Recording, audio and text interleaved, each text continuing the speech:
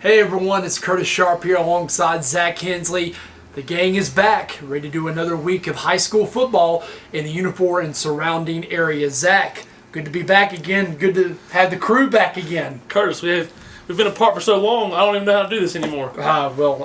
You and me both. You may have to teach me. So, wow. Last couple weeks have been very, very interesting depending on what conference you're talking about, Northwest 3A, 4A, or the Southern District 7. But either way, the conference is starting to shape up with the playoffs starting to look like, well, as we get closer, what teams will be in and what teams will be on the outside looking in. We're going to look at that and much, much more here on this week's edition of the Catawba Valley Blitz. But first, it's week 10. Week number 10. 10, that's right. 10, that's right. Absolutely. Thank you for saying that. I almost forgot about that. All right, let's run down some of the games, and we're going to start in the Northwest 3A, 4A Conference. We'll do a quick rundown. Zach and I will talk about the games, and then we'll go to our featured game. What do you think? Sounds good, Curtis. Let's do it. Let's start with Hickory and Newton Conover. The last we left off, Hickory's coach has resigned. Their interim coach is Forrest Blake. They lost to St. Stephen's, but not without giving the Indians a fight in a 49-43 loss. This week is Fred T. Ford, and the Tigers have not beaten the Red Tornadoes since 2008, Zach. Curtis, this might be their year. We all know that Hickory's struggling this year.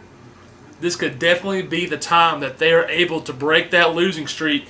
The Indians got to do it. They put up some big points against their rivals. This could be Ford's year to beat them. Ironically, St. Stephen's beat Hickory the last time in 2008, so if they lose to Ford, it'd be the first time since 2008 Hickory has lost to both St. Stephen's and Ford. All right, other games, South Caldwell travels to Hickory. They will face St. Stephen's. Could be a competitive game. South Caldwell 6-2, St. Stephen's is 3-5. I wouldn't bank on this being a blowout, although you and I both know that South Caldwell is probably a little bit better defensively. They have the ability also to control the ball pretty much. Their whole strategy is run the ball, control the clock. So that should be pretty interesting coming up this Friday. It should be. Other game we're going to talk about is Bunker Hill and Bandy's. The Bears, what a rough last couple weeks has been for the Bunker Hill community. And I just want to say on another note, my heart and prayer goes out to the Bunker Hill community. They're going through an extremely tough time right now. They're coming off a 57-2 loss to Lincoln. They get Bandy's this week, and Bandy's probably on cloud nine after taking down the Blue Devils for the first time in 4 years, Zach. It's going to be very tough to stop this Bandy's team. Like you said, they just defeated Maiden, and they want to continue that winning streak going into the end of conference play. I think they might be able to do it against Bunker Hill, but this is a community that's rallying together right now, and they could give Bandy's an upset this upcoming Friday.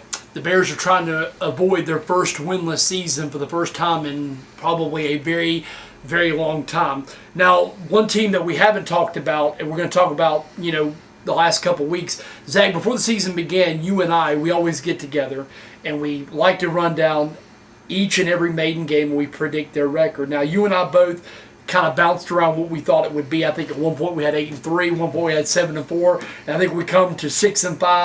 But at this point now, it may not even be 6-5. The Blue Devils will begin the first of 3 weeks taking the, what I like to call, the Lincoln County Tour, and it starts this weekend when they head to West Lincoln, and that proceeds with East Lincoln, Halloween night, and Lincoln to end the 2014 regular season. But first we start with the Rebels. They get to go to Vail to take on Mac George and a West Lincoln team looking for their second straight 500-plus winning season, Zach. I just want to go ahead and say that if I'm Maiden, they could not have a tougher schedule to complete the end of this year, Curtis. That is a tough end of conference schedule. West Lincoln is playing off and on. They're really good one week, and they kind of struggle the next week. Could be a very good game this upcoming Friday. Maiden has got to win, Curtis. They do. 3 losses in a row. They have no choice but to win. They do. And just to add to that, the difference in being 6-2 right now versus where Maiden is at 4-4, you lose to Newton Conover 43-35, a game that they had a chance to win.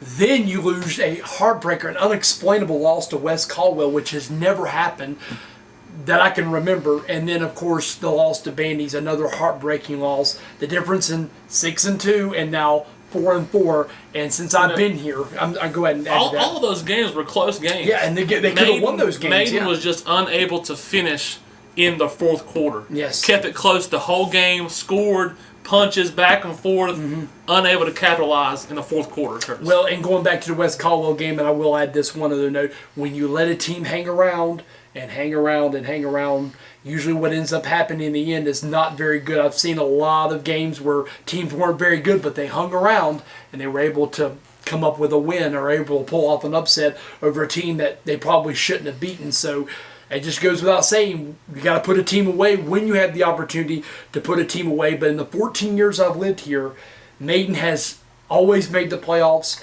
Even when they had those 6-5 finishes and weren't very good and went to the playoffs. If Maiden goes 4-7, this will be their worst finish.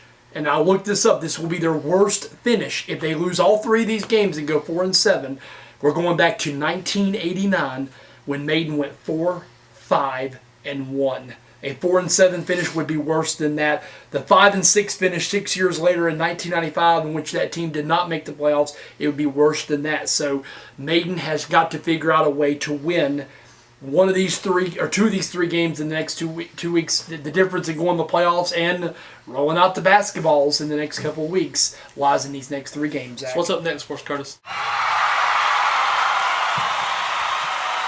Game. Gotcha. Now we go to our feature game, which is Newton Conover and Lincolnton. The Red Devils are 6-1-1 overall with a tie, of course, earlier in the year to Freedom, 13-all. And then, of course, last weekend they were dealt their first defeat to East Lincoln, 49-28. Lincolnton fresh off a 57-2 win over Bunker Hill. The Lincolnton Wolves are playing very good with Darian Roseborough, with Cordell Littlejohn, and with Jordan Easter. And as you said earlier, there's always a Little John, Zach. There's always a Little John. Always a Little John. But for Newton Conover, they're going to need a really big game from guys like Cameron Stanley, Tyrell Fleming, Alex Johnson, Josh Ramsewer, and all those guys if they're going to come up with a win and avoid their second straight loss. I think this is one of those games that home field advantage actually comes through with the win. If you're playing at Lincolnton, I'd give it to Lincolnton. But the game is at Newton Conover in Gurley Stadium, less than a mile from where we're at right now. It's a tough place to play, as always, and I've said that before in the past. Lincolnton has got to come out strong and fast if they're going to get ahead of these Red Devils at Gurley Stadium. Curtis. Well, and honestly, I do not see Newton Conover losing 2 in a row. I may be wrong on this. I'm like you. I'm going with the team at home, with the home team, the home field advantage, and of course that being Newton Conover. I can't see the Red Devils losing 2 in a row. I think they're just a little bit more experienced than Lincolnton at the end of the day. Yeah, I agree with you, Curtis. I'm going to go with Newton Conover with the win on this one, advancing in their conference play. But this Lincolnton team is not bad, Curtis. No. They could actually pull an upset at Newton Conover, but it's going to be very tough game. Be sure to tune into that Friday night. Should be exciting. All those games, those are the look of the games of Week 10 of high school football. And Zach, I'm going to let you go on ahead and promote the Catawba Valley Blitz on Facebook and on all kinds of social media. You're good at that. I'm not. I'm really not. I'm the promoter here? You're the Okay, promoter here. You promote it. If you haven't already, as always, be sure to like us on Facebook, Twitter, Instagram. Also, go to the website, CatawbaValleyBlitz.com. We have an app for your phone. You can download it. You can share pictures, talk a little trash if you want to, whatever. It's all there for you. This is Catawba Valley Blitz, Week 10. I'm Zach Kansley. This is Curtis Sharp. Enjoy the football Friday night.